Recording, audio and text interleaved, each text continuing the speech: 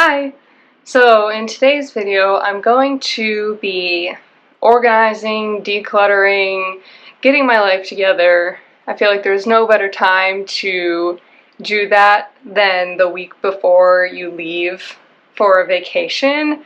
Just like making a big to-do list, checking some things off of it.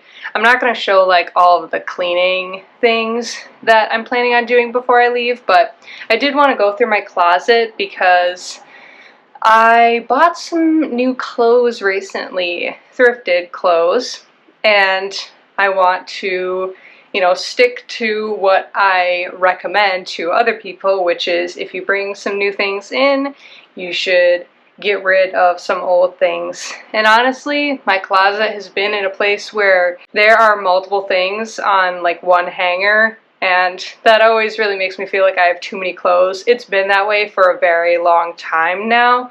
I just figured I would go through and hopefully get rid of some things.